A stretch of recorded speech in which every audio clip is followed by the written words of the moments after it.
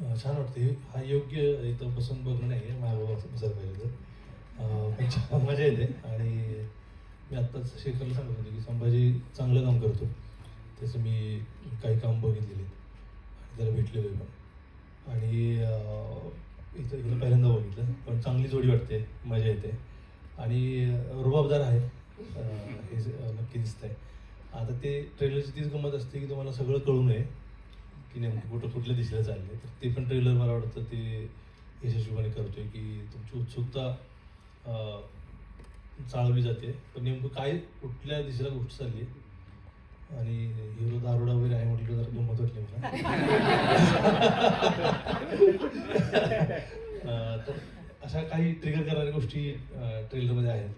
Shoot चांगलं झालं आहे आणि मी मगाशी म्हणालो तशी माझी उत्सुकता जास्त वाटते की आता शेखरने नेमकं काय कार्यक्रम केला आहे ते बघायची मला उत्सुकता आहे. या सगळ्यांनी एकत्र बघायची उत्सुकता आहे.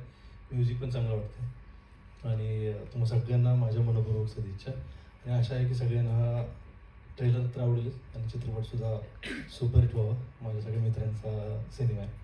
माझ्या मनपूर्वक सदिच्छा. मी खाली बसतो आणि ह्यांना बघतो.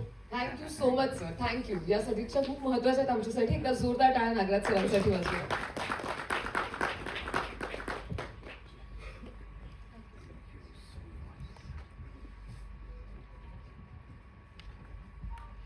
दिग्दर्शक, प्रस्तुतकर्ते, निर्माते यांच्यासोबत मगाशी बोललोच, पण जी दोन